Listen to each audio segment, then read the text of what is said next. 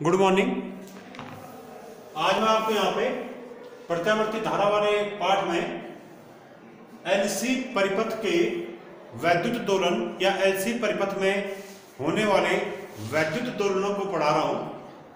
क्या मतलब है इसका कि हमारे पास एक एलसी परिपथ है, ऐसा एलसी परिपथ है जिसका ओमीय प्रतिरोध नगण्य है। ओमीय प्रतिरोध क्या इसका? नगण्य। ठीक है ना? तो नगण्य ओमीय प्रतिरोध वाला एक एलसी परिपथ हमारे पास, और इसको चित्र में दिखाया गया है। इसमें क्या है, ये एक संधारित्र है जिसकी धारिता क्या है? Capital C. ये एक प्रेरक कुंडली है, तार को किसी बेलन पे लपेट के ये कुंडली बनाई गई होगी। तो ये कुंडली है जिसका स्वप्रेरकत्व तो क्या है? कैपिटल एल है। और यहां पर एक बैटरी है, ठीक है, और यहां पर एक स्विच है। ये स्विच ये संधारित्र के साथ जुड़ा हुआ स्विच है एस। ठीक है, अभी ये स्विच ऐसा रहा होगा शुरुआत में, ये रहा होगा स्विच एस। ये ए बिंदु है और ये बी बिंदु हो गया। ठीक है, अभी ये परिपथ अपूर्ण है। हम इसमें दिखाएंगे कि जब भी किसी संधारित्र को किसी कुंडली के साथ जोड़ते हैं, पर कैसी कुंडली, कैसा एलसी परिपथ? जिसका ओमीय प्रतिरोध नगण्य हो। तो जब किसी संधारित्र को नगण्य ओमीय प्रतिरोध वाले किसी प्रेरक कुंडली के साथ जोड़ा जाता है, तो तब इस एलसी परिपथ में जो प्रत्यावर्ती धारा बहती है, उस धारा के बहने से यहाँ पर एक प्रकार के दोलन होने लगते हैं, और वो दोलन कहलाते हैं वैद्युत दोलन। यानी यहाँ पर जो प्रत्यावर्ती धारा प्रवाहित होगी इस एलसी परिपथ में, वो बिल्कुल ऐसे होगी जैसे दोलन गति होती है। ठीक है ना? जैसे स्प्रिंग से बने हुए किसी पिंड का जब दोलन गति होती है, तो उसी प्रकार की दोलन गति यहाँ भी होगी। ठीक है, उसी चीज को हमने समझाना है कि एलसी परिपथ में, ऐसा एलसी परिपथ जिसका ओमीय प्रतिरोध नगण्य है, उसमें वैद्युत दोलन किस प्रकार से होता है। ठीक है, तो देखिए इसको। सर्वप्रथम हम क्या करेंगे, इस संधारित्र से जुड़ा हुआ जो स्विच है एस, इस स्विच एस का संबंध, यहां देखें, ये संधारित्र अभी पूरी तरह से क्या है? डिस्चार्ज है। इसकी प्लेटों पर कोई आवेश नहीं है। ठीक हो गया? अब इसको क्या करेंगे, स्विच एस को हम बिंदु ए से जोड़ देंगे। ठीक हो गया ना? बिंदु ए से जोड़ दिया इसको। ए से जोड़ने पे इस संधारित्र का संबंध किससे हो गया? बैटरी से हो गया। अभी ये कुंडली से संबंधित नहीं है। कुंडली से कहां जुड़ा है? कुंडली से नहीं जुड़ा हुआ है। तो इस समय बैटरी से कनेक्ट कर दिया हमने संधारित्र को। तो जैसे हम संधारित्र को बैटरी से कनेक्ट कर देते हैं, जोड़ देते हैं, तो इस संधारित्र की प्लेटों में क्या होता है? आवेश संचित होने लगता है। इस संधारित्र की प्लेटें आवेशित होने लगती है। ठीक हो गया ना? संधारित्र की प्लेटें आवेशित होने लगती हैं, क्योंकि इस बैटरी से यहां क्या होगी? धारा प्रवाहित होगी। धारा प्रवाहित होने से इस संधारित्र की जो प्लेटें हैं, इन पर ये क्या होगी? आवेशित होने लगेंगी। ठीक हो गया? कुछ देर बाद क्या होगा? जब इस बैटरी से लगातार इसमें धारा बहेगी, इस परिपथ में, नीचे वाले परिपथ में, तो यहां इस संधारित्र की प्लेटें क्या होंगी? लगातार इनकी प्लेटों पर अधिक से अधिक आवेश आने लग जाएगा। ठीक है, एक स्थिति ऐसी आएगी जब इस संधारित्र की प्लेटें अधिकतम आवेश ग्रहण कर चुकी होंगी, या ये कह सकते हैं अधिकतम रूप से आवेशित हो गई होंगी। ठीक है ना? क्योंकि प्रत्येक चालक की आवेशों को ग्रहण करने की क्षमता निश्चित होती है। तो ये संधारित्र है, ये भी क्या करेगा? एक निश्चित मात्रा में आवेश ग्रहण करेगा। तो ये अधिकतम मात्रा में जब आवेश ग्रहण कर लेगा, तब यहां से कोई धारा नहीं बहेगी। यहां से धारा कब तक बहेगी? जब तक कि संधारित्र को आवेश ग्रहण करना होगा। जब इस संधारित्र की प्लेटों पर अधिकतम आवेश आ जाएगा, तो तब इस संधारित्र की प्लेटें अधिकतम आवेश ग्रहण करने के बाद यहां से धारा नहीं लेंगी। ठीक है ना? तो थोड़ी देर बाद माना ये संधारित्र अधिकतम रूप से आवेशित हो जाता है, तो उस समय क्या चित्र बनेगा? इस प्रकार का बनेगा। ये कुंडली हो गई है, और यहां पर ये वाला ये संधारित्र आ गया। ठीक है ना, S, ये B, और ये आपका जो बैटरी था ये A वाला हमने यहां जोड़ा था ना।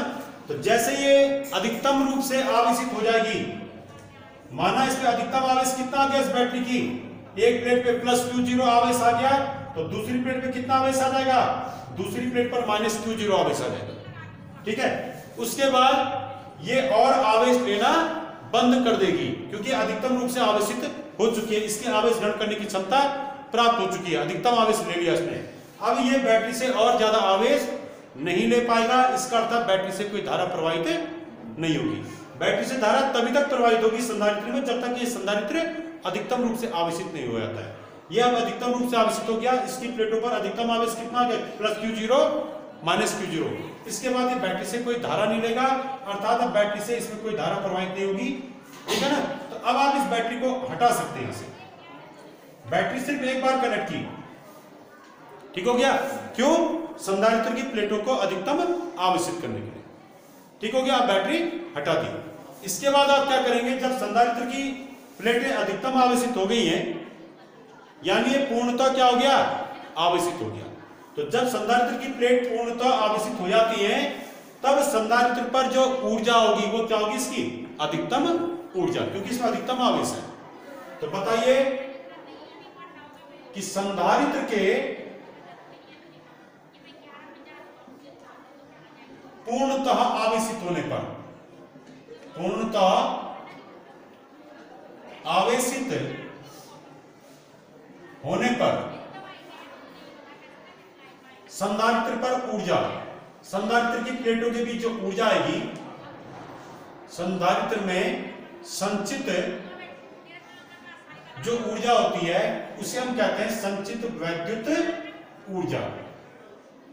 क्योंकि आवेशों के कारण संचित ऊर्जा है, इसलिए यहां पर इसको कहेंगे हम वैद्युत ऊर्जा। तो संधारित्र की प्लेटों के बीच संचित जो वैद्युत ऊर्जा है, एनर्जी है, वो कितनी होगी, वो होगी, क्या है ऊर्जा का फॉर्मूला, संधारित्र की ऊर्जा के फॉर्मूले क्या है, एक तो है ½ U = ½ QV, एक है ½ CV², और एक क्या है, ये आवेश विभव के रूप में है, ये धारिता विभव के रूप में है, और एक है Q²/2C। ये तीनों फॉर्मूले आपने पढ़ रखे हैं। ठीक है ना, एक बार Q की जगह पे क्या रखा, C × V, तो C × V रखा तो क्या आएगा, ½ CV² आ जाएगा। ठीक है ना, अब यहां पर V का तो कोई जिक्र नहीं है इस संधारित्र में, यहां पर किसका जिक्र है, Q और C का। तो आप ऊर्जा का वो फॉर्मूला लेंगे जिसमें Q और C आता है, तो ये वाला है। ठीक है, समझ गए ना, तो ये आएगा Q²/2C। तो इसमें कैसा आया होगा फॉर्मूला भाई, क्योंकि आपने पढ़ा है Q क्या होता है, CV, तो V = Q/C। तो यहां पर V के स्थान पे क्या रख दो, Q/C रख दो, तो इससे फॉर्मूला क्या आएगा, Q²/2C, ये हो जाएगा, ये वाला फॉर्मूला। ठीक है ना, तो संधारित्र में संचित जो ऊर्जा होगी वो कितनी आ जाएगी, Q²/2C। V वाला फॉर्मूला नहीं लिखेंगे यहाँ पे, V का हमने जिक्र नहीं किया इसमें। ठीक है ना, अब यहाँ पर संधारित्र की प्लेटों पर अधिकतम आवेश कितना है, Q0, तो Q के स्थान पे क्या रखेंगे, Q0। ठीक हो गया, तो यहां पर जब बैटरी के द्वारा संधारित्र को पूर्णतः आवेशित कर दिया गया, उस समय संधारित्र की प्लेटों पर अधिकतम आवेश Q0 -Q0 है, और इस पर संचित अधिकतम वैद्युत ऊर्जा कितनी है, अधिकतम वैद्युत ऊर्जा Q²/2C। ठीक हो गया, अब संधारित्र की प्लेटों पर अधिकतम वैद्युत ऊर्जा आपको प्राप्त हो चुकी है, ये आवेशित हो गया, संधारित्र चार्ज हो गया। अब आप क्या करेंगे, आपने इसको बैटरी से हटाया, ये हटा दी बैटरी आपने, अब आप क्या करेंगे, इस स्विच S का संबंध किससे करेंगे, इस B से कर देंगे, B से कर देंगे, मतलब अब संधारित्र का संबंध किससे हो गया, कुंडली से हो गया। अब बैटरी वाला पोर्शन हट चुका है। ठीक है, वो A से कनेक्ट नहीं है, अब ये किससे जुड़ गया, इससे जुड़ गया। ये सोचिए, ये S। ठीक है ना, अब बैटरी के होने ना होने का कोई मतलब नहीं यहाँ पे। अब क्या होगा, ये चित्र से मैंने यहाँ नीचे बैटरी हटा दी है, अब क्या करेंगे, इसमें होगा क्या इसके बाद प्रोसेस, जैसे ही संधारित्र को कुंडली के सिरों से जोड़ते हैं, कुंडली का ओमीय प्रतिरोध क्या है, नगण्य, 0 मान रखा है, ये शर्त है इसमें, ठीक है। इस पूरे परिपथ में ओमीय प्रतिरोध नगण्य माना गया है।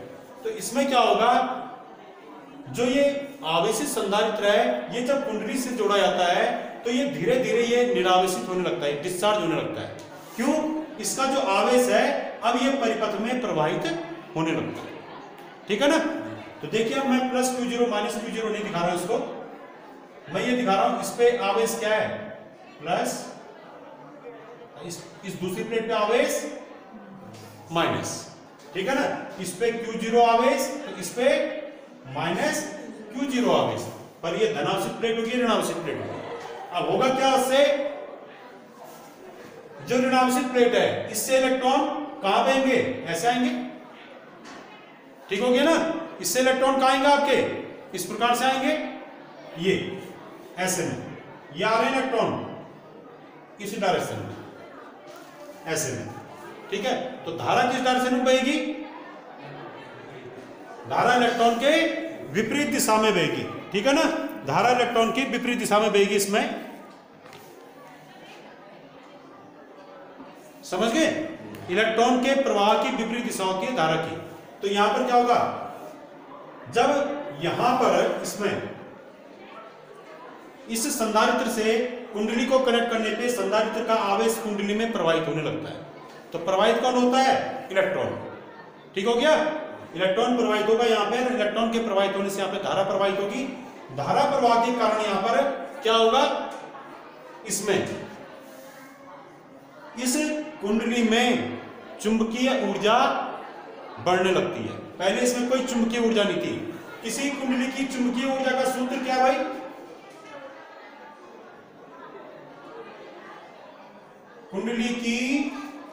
कुंडली में संचित चुंबकीय ऊर्जा का सूत्र क्या है,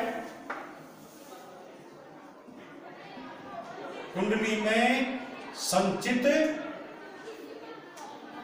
चुंबकीय ऊर्जा का सूत्र होता है ½ L × I²।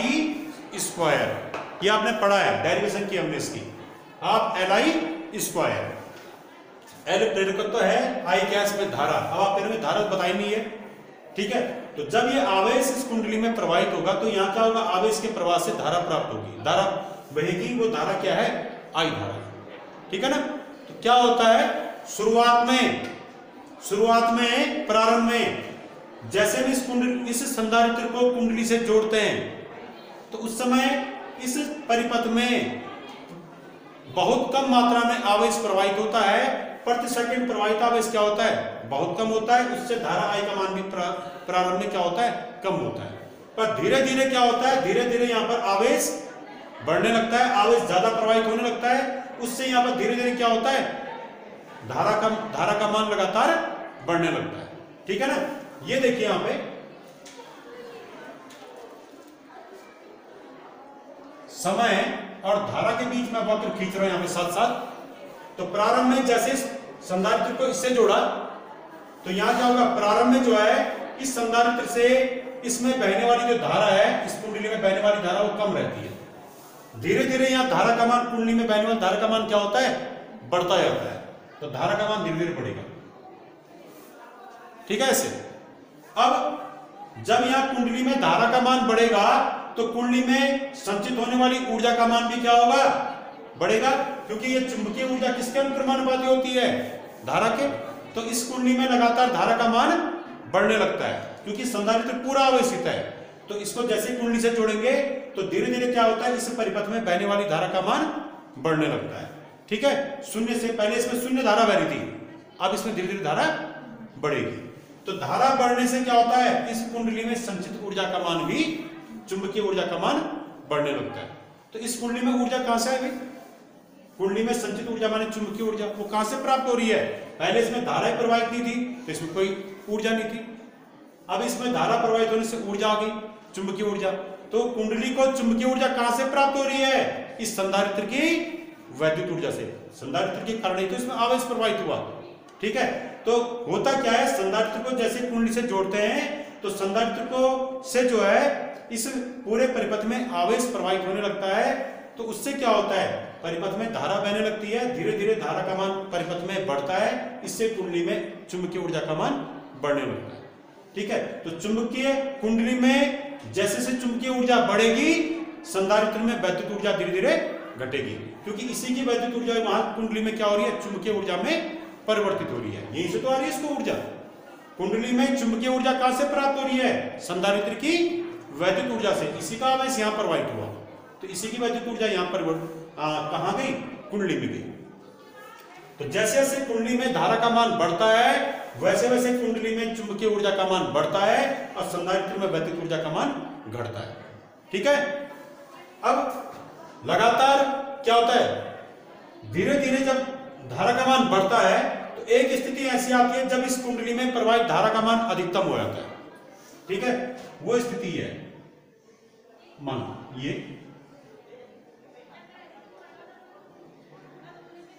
ये धारा अधिकतम हो गई। कुंडली में प्रवाहित धारा अधिकतम होने पे माना अधिकतम धारा कितनी प्रवाहित हुई यहां पे, I0। माना संधारित्र के कारण कुंडली में बहने वाली जो धारा थी वो जो लगातार बढ़ रही थी, तो बढ़ते बढ़ते वो अपने अधिकतम मान को प्राप्त कर लेगी। ठीक है, जब इसमें कुंडली में धारा अधिकतम हो जाती है तो संधारित्र में चुंबकीय ऊर्जा का मान भी क्या होता है, अधिकतम हो जाता है। ठीक है ना, जब संधारित्र में चुंबकीय ऊर्जा अधिकतम हो जाएगी उस समय संधारित्र नहीं, जब इस कुंडली में चुंबकीय ऊर्जा अधिकतम हो जाएगी, चुंबकीय ऊर्जा होगी कुंडली में, संधारित्र में होगी वैद्युत ऊर्जा। तो क्या होगा, जब इस परिपथ में बहने वाली धारा अधिकतम होती है उस समय इस कुंडली में चुंबकीय ऊर्जा अधिकतम हो जाती है। तो ऐसी स्थिति में इस संधारित्र में क्या होगा, वैद्युत ऊर्जा क्या हो जाएगी, शून्य हो जाएगी। ठीक है ना, प्रारंभ में क्या था, प्रारंभ में कुंडली में कोई धारा नहीं थी, कोई ऊर्जा नहीं थी, तो संधारित्र की वैद्युत ऊर्जा क्या थी, अधिकतम। तब उसमें अधिकतम वैद्युत ऊर्जा कितनी थी, Q0²/2c। उस समय कुंडली में कोई ऊर्जा नहीं थी। धीरे धीरे क्या हुआ, जब इसको इससे जोड़ा, कुंडली से जोड़ा संधारित्र को, तो संधारित्र की वैद्युत ऊर्जा घटी और कुंडली की वैद्युत चुंबकीय ऊर्जा बढ़ी, क्योंकि कुंडली में धारा बढ़ने लगी। एक स्थिति ऐसा है कि धारा बढ़ते बढ़ते जब धारा अधिकतम हो जाएगी तो कुंडली में संचित चुंबकीय ऊर्जा अधिकतम हो जाएगी। उस समय कुंडली में चुंबकीय ऊर्जा अधिकतम हो जाएगी तो संधारित्र में वैद्युत ऊर्जा न्यूनतम या शून्य हो जाएगी। ठीक है ना, और ऐसी स्थिति में हम ये कहेंगे कि कुंडली की प्लेटों पर आवेश क्या हो जाएगा, धीरे धीरे, और जब यहां से आवेश लगातार यहां प्रवाहित हो रहा है तो उससे क्या होगा, उससे इस कुंडली की प्लेटों पर आवेश की मात्रा धीरे धीरे कम होने लगेगी। यानी इस प्लेट का ऋणावेश कम होने लगेगा, इस प्लेट का धनावेश कम होने लगेगा। ठीक है, और इससे क्या होगा, ये संधारित्र धीरे धीरे डिस्चार्ज होने लगेगा। ठीक है, निरावेशित होने लगेगा। जब कुंडली में अधिकतम धारा बहेगी उसमें अधिकतम चुंबकीय ऊर्जा आ जाएगी इसमें, उस समय संधारित्र क्या हो जाएगा, पूरी तरह से निरावेशित हो जाएगा, तब इसमें कोई आवेश नहीं रहेगा।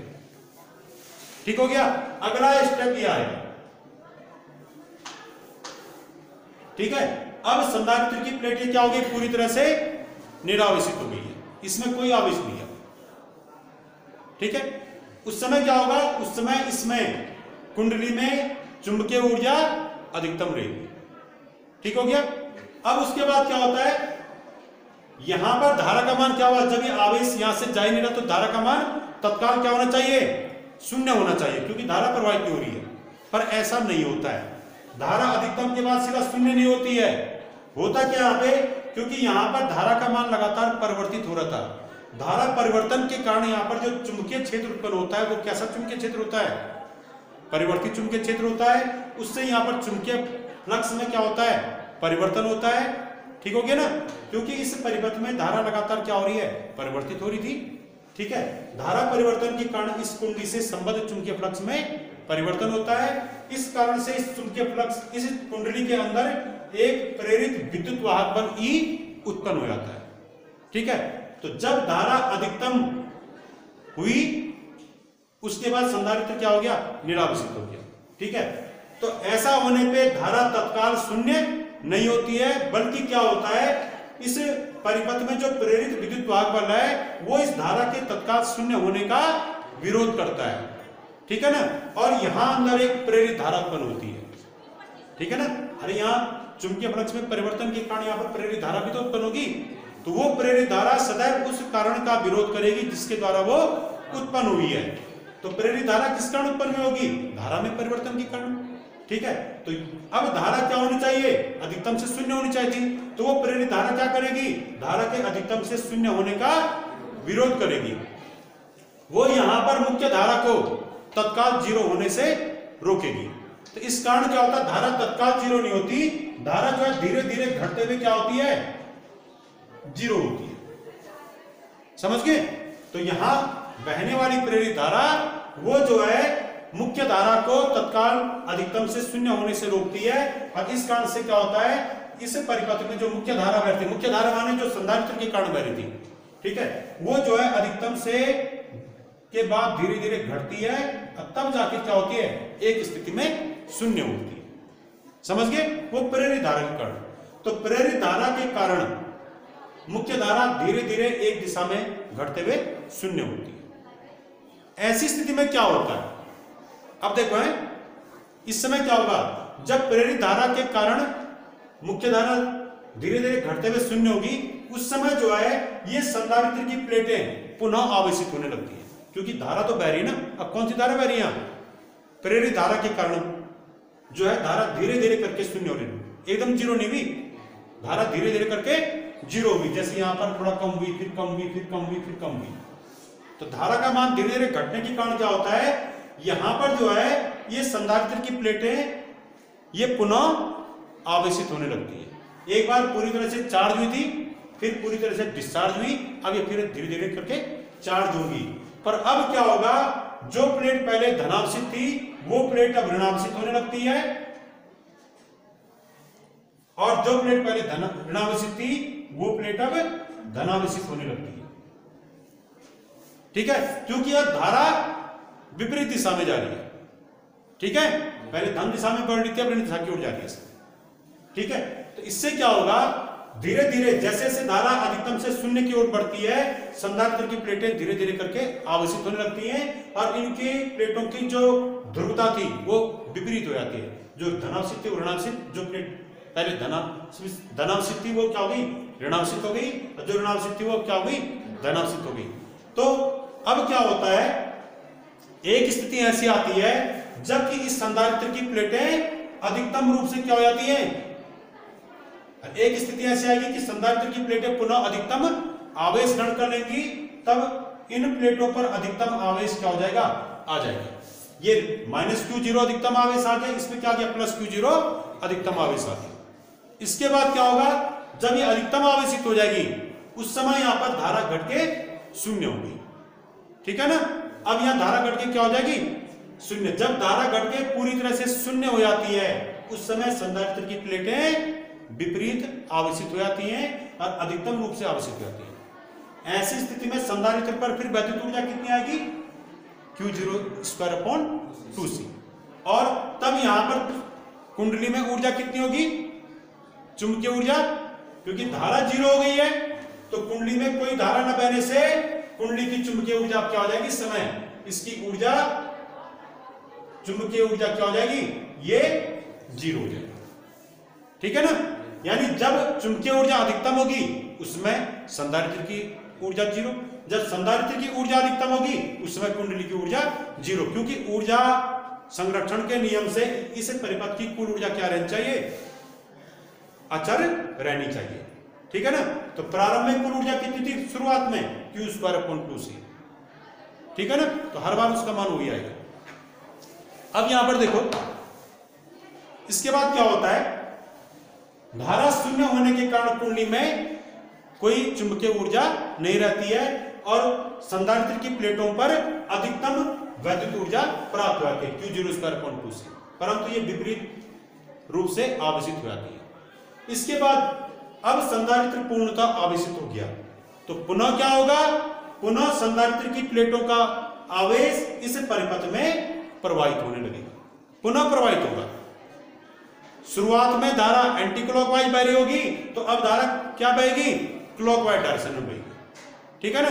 या अगर पहले वाली धारा क्लॉकवाइज डायरेक्शन में आ रही थी तो अब वाली धारा क्या होगी, एंटी क्लॉकवाइज डायरेक्शन में बहेगी। ठीक है, पहले से विपरीत दिशा में। क्यों? क्योंकि अब जो स्थिति है इसमें प्लेटों का आवेश पहले वाली स्थिति के आवेश से उल्टा है। ठीक है ना।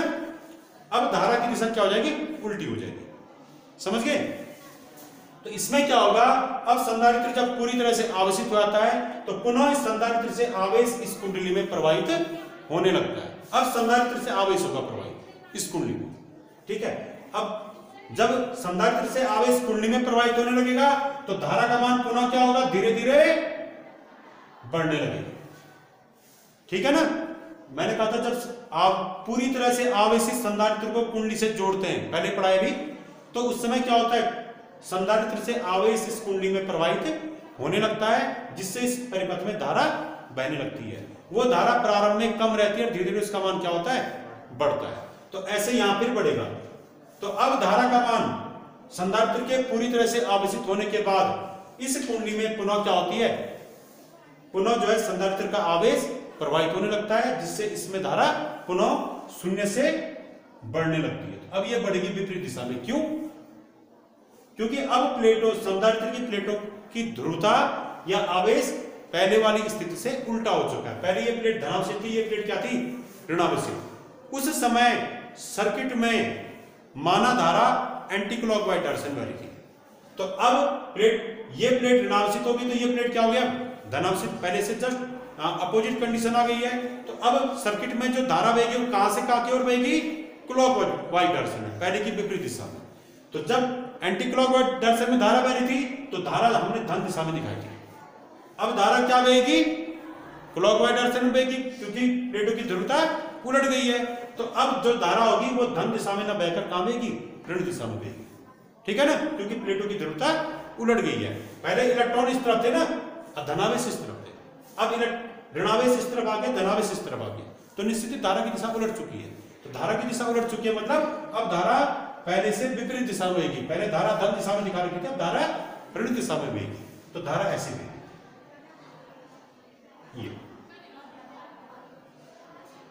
ये अब क्या होगा, धीरे धीरे क्या होता है, इस संधारित्र से इस परिपथ में आवेश प्रवाह के कारण धारा बहने लगती है। और ये धारा पहले से विपरीत दिशा में बहती है और धीरे धीरे इस धारा का मान बढ़ता है, शून्य से धीरे धीरे बढ़ता है। जैसे इस धारा का मान बढ़ेगा, संधारित्र की प्लेटों पर आवेश क्या होगा, धीरे धीरे कम होगा और इस कुंडली में ऊर्जा का मान धीरे धीरे बढ़ने लगेगा। क्योंकि धारा बढ़ने से इस कुंडली में भी धारा बढ़ेगी।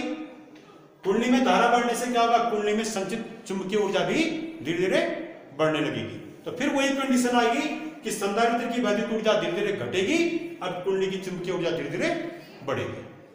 कब होगा ऐसा, जब संधारित्र पूरी तरह से आवेशित हो गया, उसके बाद इसको कुंडली से जोड़ने के कारण क्या होगा, इस संधारित्र से आवेश कुंडली में प्रवाहित होगा और इससे क्या होगा, कुंडली में धारा बहने के कारण कुंडली में ऊर्जा का मान धीरे धीरे बढ़ने लगेगा। क्योंकि धारा धीरे धीरे बढ़ती है, इससे क्या होगा, कुंडली में चुंबकीय ऊर्जा धीरे धीरे बढ़ेगी और संधारित्र में वैद्युत ऊर्जा धीरे धीरे घटेगी। ठीक है। एक स्थिति ऐसी आएगी जब इस कुंडली में बहने वाली धारा अधिकतम हो जाएगी। ठीक है, धारा अधिकतम कितनी होगी, यहां I0। उस समय यह संधारित्र फिर क्या हो गया होगा, पूरी तरह से निरावेशित हो गया होगा, डिस्चार्ज हो गया होगा। उस समय फिर इसमें क्या आ जाएगा, इसकी प्लेटों पर कोई आवेश नहीं रहेगा।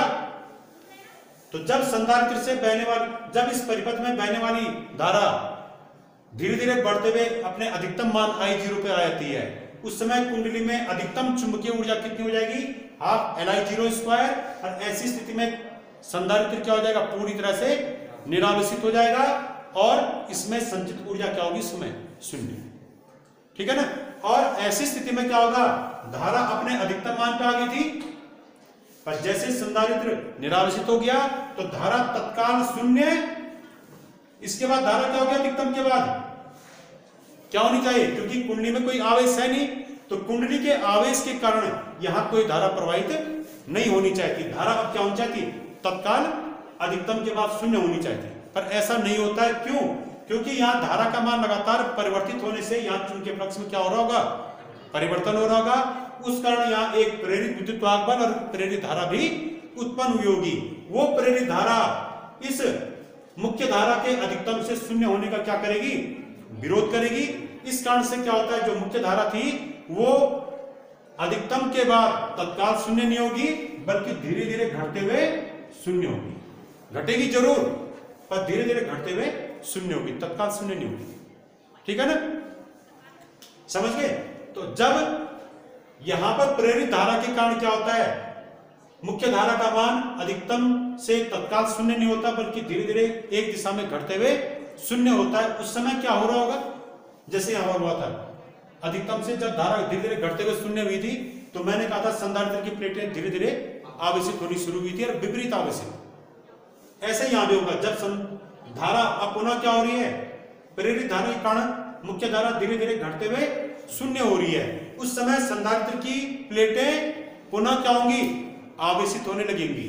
ठीक है, इन प्लेटों पर आवेश लगातार बढ़ने लगेगा और ये पिछली वाली स्थिति से ठीक विपरीत आवेशित होंगी। यानी अगर ये ऋणावेशित प्लेट थी तो ये क्या हो जाएगी, धनावेशित, और ये वाली प्लेट अगर धनावेशित थी तो ये क्या हो जाएगी, ऋणावेशित हो जाएगी। और धीरे धीरे इन प्लेटों पर आवेश बढ़ने लगता है। ठीक है, इन प्लेटों पर आवेश बढ़ते बढ़ते एक स्थिति ऐसी आएगी जब ये अधिकतम आवेश ग्रहण कर लेंगी। तो जब ये प्लेटें अधिकतम रूप से आवेश ग्रहण कर लेंगी, ये संधारित्र पूर्णतः आवेशित हो जाएगा। उस समय यहां पर क्या होगा, यहां धारा घटते हुए क्या होगी, शून्य होगी। ठीक है, अब संधारित्र ये जो परिपथ है ये ठीक प्रारंभिक स्थिति वाले परिपथ के रूप में आ चुका है। जैसे यहां था वैसे यहां आ जाएगा, फिर यहां धारा क्या होगी, धन दिशा में जाएगी, फिर घटेगी, ऐसा होगा। ठीक है, तो आप यहां पर देख रहे हैं कि इस एलसी परिपथ में, ऐसा एलसी परिपथ जिसका ओमीय प्रतिरोध क्या नगण्य है या जीरो है, इसमें पूर्णतः आवेशित संधारित्र के कारण इसमें जो धारा प्रवाहित हो रही है, ठीक है, तो धारा प्रवाह के कारण क्या हो रहा है, एक बार पूर्णतः आवेशित संधारित्र निरावेशित हो रहा है, फिर आवेशित हो रहा है, फिर निरावेशित हो रहा है। ठीक है, और हर स्थिति में क्या हो रहा है, एक बार हर स्थिति में संधारित्र की प्लेटों की ध्रुवता उलट जा रही है। ठीक है, जब संधारित्र पूर्णतः आवेशित है तो उस समय इसमें अधिकतम ऊर्जा कितनी है, Q0² उस समय कुंडली में कोई ऊर्जा नहीं है। और जब संधारित्र पूर्णतः निरावेशित हो रहा है उस समय कुंडली में संचित अधिकतम ऊर्जा कितनी होगी, ½ Li02। उस समय यहां अधिकतम धारा बह रही होगी। तो जब धारा अधिकतम हो रही होगी कुंडली में, उस समय संधारित्र क्या हो गया होगा, निरावेशित। ठीक है, क्योंकि यहां अधिकतम ऊर्जा होगी तो ये क्या होना चाहिए, समय निरावेशित होना चाहिए।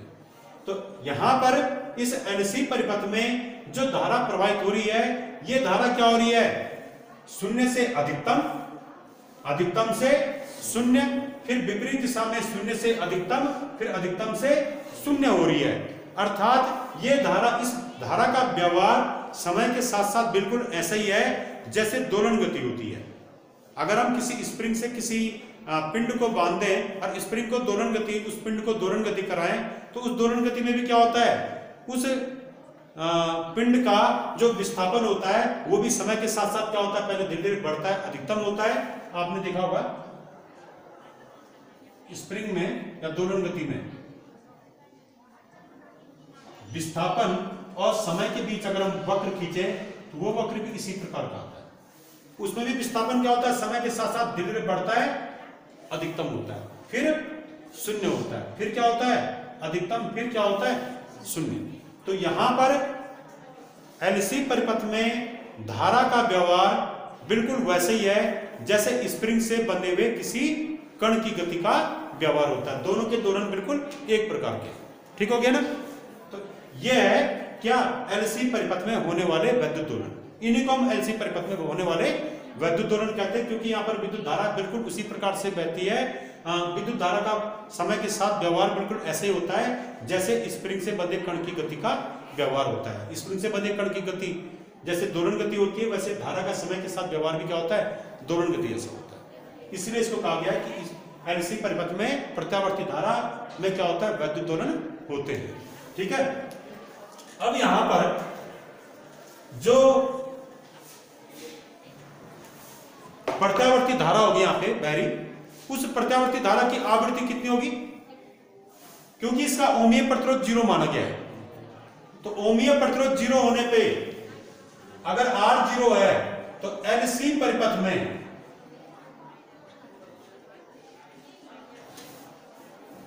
आवृत्ति का सूत्र क्या था? हमने ये निकाला था XL बराबर XC। एक कंडीशन भी थी।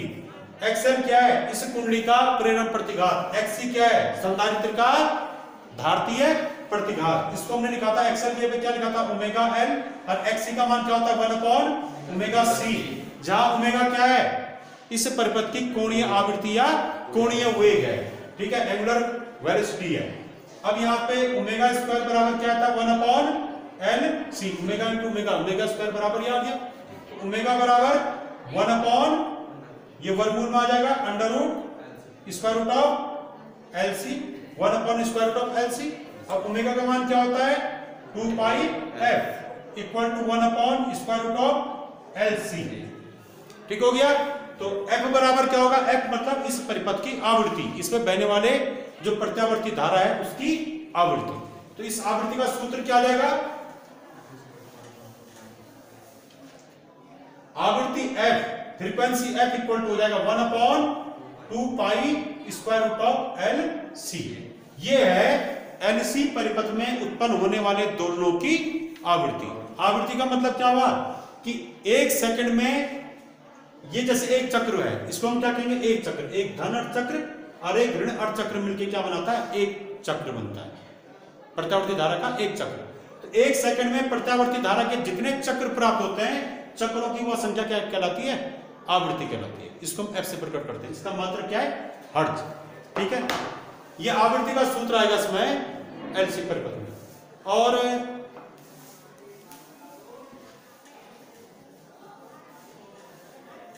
जैसे माना, अगर हम ये माने कि इस परिपथ में ओमीय प्रतिरोध 0 है, तो ये जो वैद्युत धारा के जो दोलन हो रहे हैं यहाँ पे, ये दोलन लगातार क्या होने चाहिए? अनंत काल तक होने चाहिए। अनंत काल तक का मतलब क्या है? ओमीय प्रतिरोध 0 होने के कारण इस परिपथ में किसी भी प्रकार का ऊर्जा ह्रास नहीं होना चाहिए। ऊर्जा ह्रास न होने के कारण यहां पर जो धारा का अधिकतम मान होगा, ये अधिकतम मान है ना धारा का, इसको हम I0 कहते हैं ना। तो धारा का अधिकतम मान हर समय क्या होना चाहिए? I0 ही रहना चाहिए। कब? जबकि यहां पर ओमीय प्रतिरोध 0 होगा। तो ओमीय प्रतिरोध 0 होने के कारण यहां पर किसी प्रकार की उसमें ऊर्जा का ह्रास नहीं होगा। ऐसी स्थिति में यहां पर प्रत्यावर्ती धारा के जो दोलन प्राप्त होंगे, उनमें अधिकतम धारा I0 का मान क्या रहना चाहिए? अचर रहना चाहिए। यानी ये वक्र इस प्रकार का आना चाहिए था।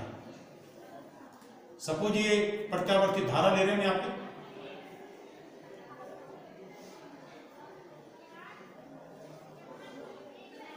ठीक हो गया, और ये समय के बीच वक्र खींच रहे हैं। तो यहां पर जो वक्र आएगा वो इस प्रकार से आएगा।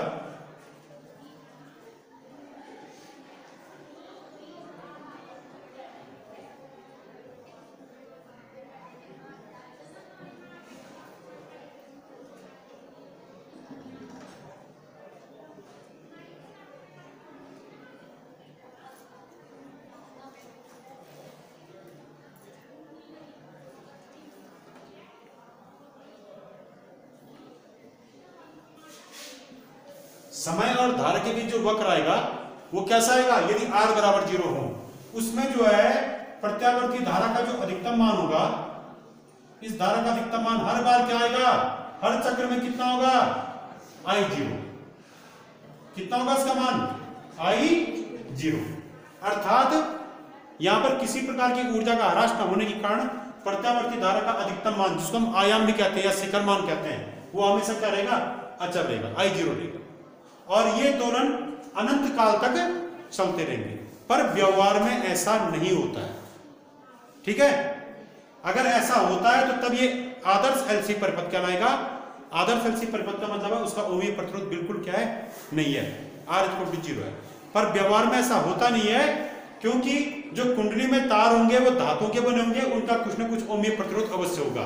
संधारित्र की प्लेटों का भी कुछ न कुछ ओमीय प्रतिरोध अवश्य होगा।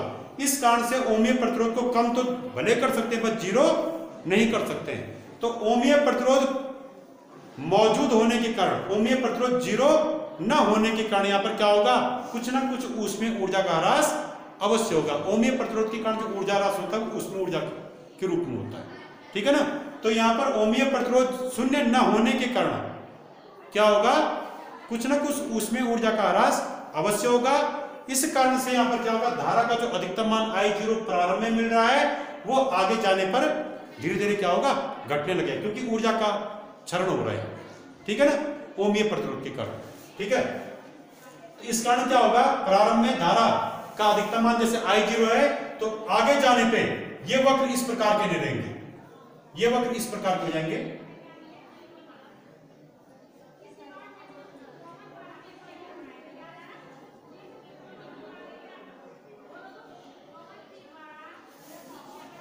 इसको जरा ढंग से बनाइए।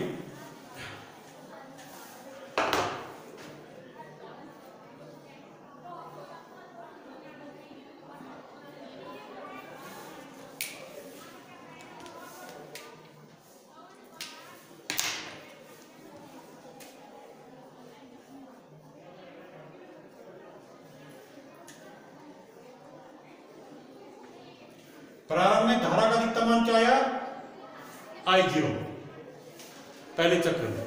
अगले चक्र में धारा का मान थोड़ा कम हो जाएगा,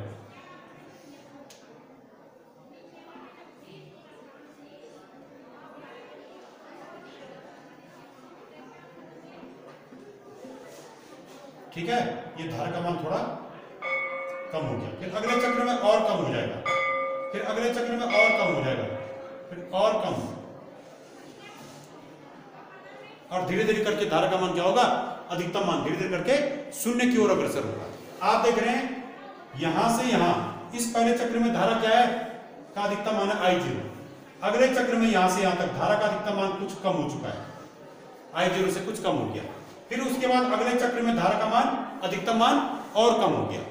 क्यों, क्योंकि ओमीय प्रतिरोध, व्यवहार में ओमीय प्रतिरोध शून्य नहीं होता है, इस कारण से इस एलसी परिपथ में कुछ न कुछ ऊष्मीय ऊर्जा का क्षरण होगा, और अतः इस परिपथ में बहने वाली जो प्रत्यावर्ती धारा है इसका अधिकतम मान लगातार समय के साथ साथ घटता जाएगा, ठीक है। और इस प्रकार से जो दोलन प्राप्त होंगे वो दोलन अनंत काल तक जारी नहीं रहेंगे, बल्कि वो दोलन समय के साथ साथ धीरे धीरे खत्म होते जाएंगे, और एक स्थिति ऐसा है कि जब वो दोलन पूरी तरह से खत्म हो जाएंगे, धारा 0 हो जाएगी, ठीक है ना।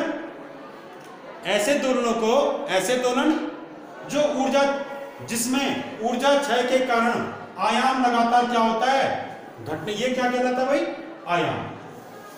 धारा का शिखर मान मतलब आयाम। तो ऐसे दोलन जो ऊर्जा क्षय के कारण अनंत काल तक जारी नहीं रहते हैं, बल्कि इनका आयाम लगातार घटता रहता है, अंत में आयाम क्या होता है, 0 हो जाता है। ऐसे दोलनों को कहते हैं अवमंदित दोलन, अवमंदित दोलन, डैम्ड ऑसिलेशंस। ये दोलन कैसे दोलन कहलाएंगे, डैम्ड ऑसिलेशंस।